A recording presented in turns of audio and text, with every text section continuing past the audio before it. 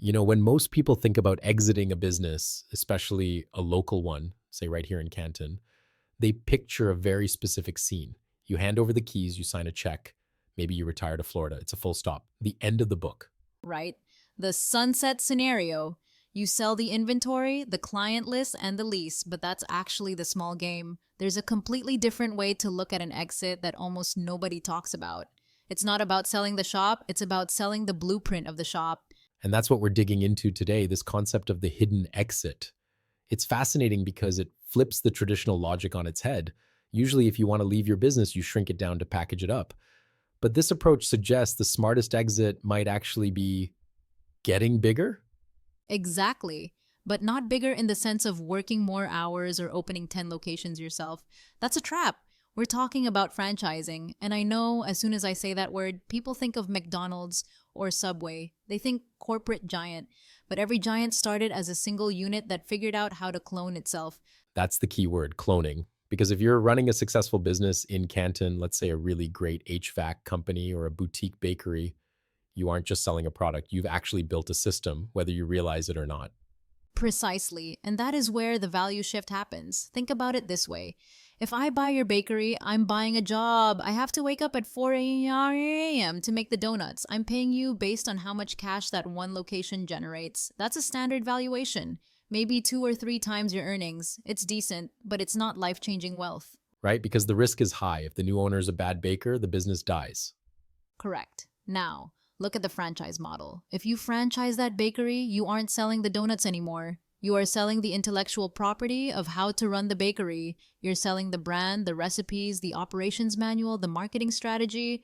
Suddenly, you aren't a baker. You're a technology company. Essentially, you're selling software for the real world. I love that analogy. Software for the real world.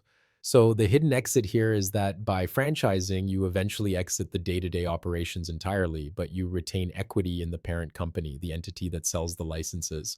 And the valuation multiples are astronomical compared to a single shop. A successful franchisor, the company that owns the system, can trade for 10, 15, even 20 times earnings. Why? Because it's scalable revenue. You're collecting royalties. You have a recurring revenue stream without having to manage the employees or pay the rent at the individual locations. But let's ground this for a second, because I can hear the skepticism. Someone listening who runs a solid landscaping business in Ohio is thinking, okay, that sounds great for the 1%, but I'm just trying to keep my crews staffed. Is this actually a realistic move for a standard local business? It's more realistic than people think, but, and this is a huge but, it requires a complete personality transplant for the owner.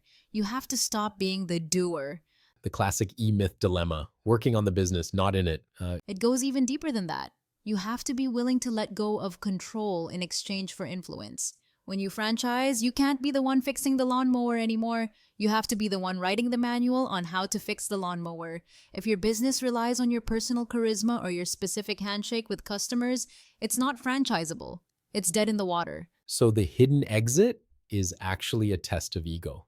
Oh, absolutely. It's a massive ego check. Can you dumb down your genius so that an average operator can replicate your success? That's the harsh truth. A franchise system has to be robust enough that you don't need a superstar to run it.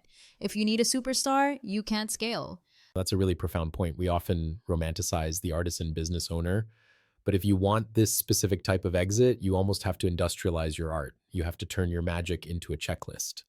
And that's where the work is. It's not just, hey, I want to franchise. It's legal hurdles. Huge ones. You've got the franchise disclosure document, FDD, which is a beast. You have to comply with federal regulations, state regulations. It's expensive to set up. We aren't talking about a weekend project. It takes capital and time to build the franchise prototype. Let's talk about that prototype. The article we were looking at mentioned that Canton is actually a great test bed for this. Why would a mid-sized market be better for starting a franchise than, say, New York City or LA?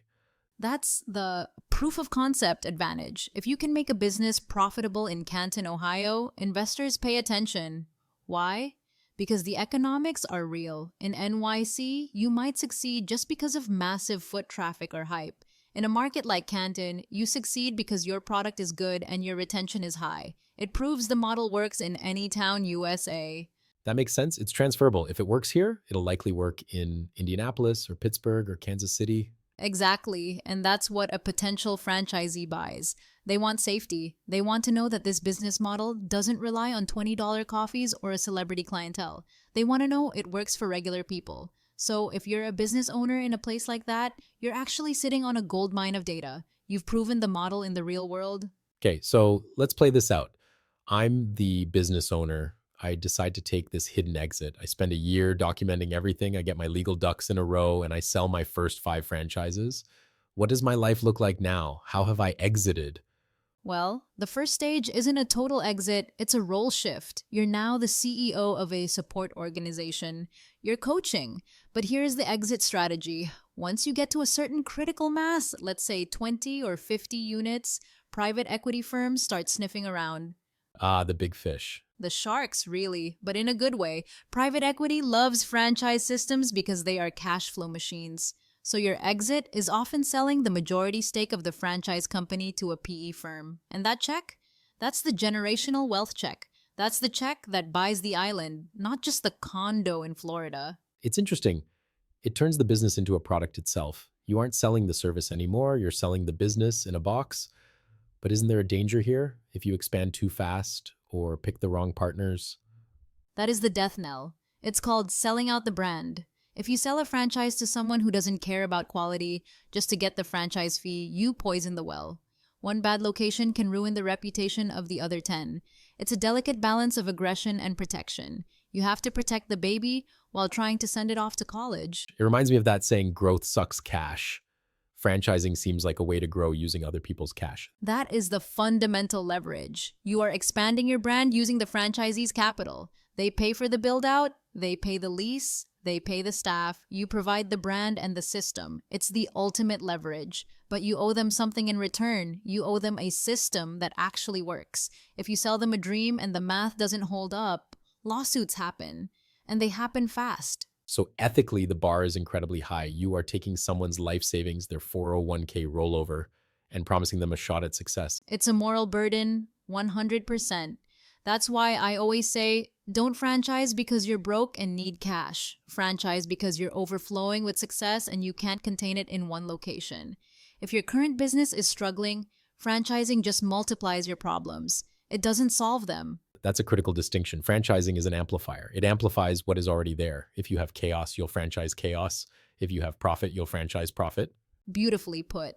And going back to the hidden exit concept, sometimes the exit isn't selling to a third party. Sometimes it's just stepping back. I know founders who franchised hired a CEO to run the franchise company and they just sit on the board and collect royalty checks.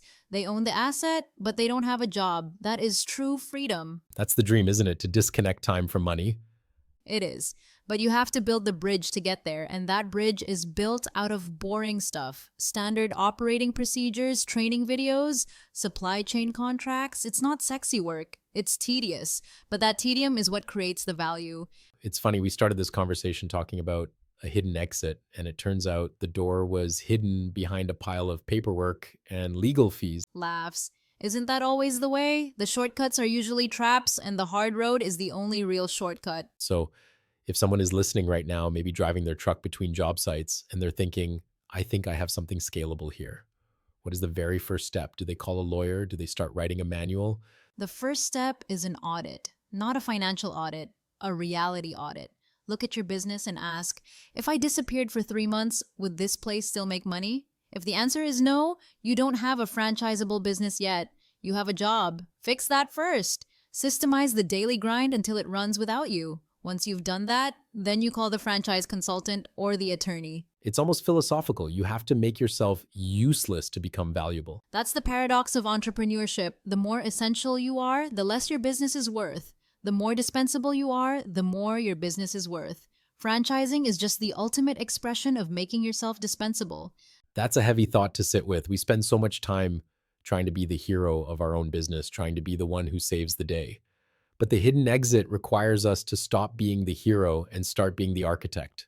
Be the architect. Let the franchisees be the heroes of their own locations. You just provide the blueprints and the safety net. I think that changes the horizon for a lot of people. It stops being about how do I sell this and starts being how do I solve this so well that everyone wants to buy the solution. And once you solve it, the exit isn't just an end, it's a legacy.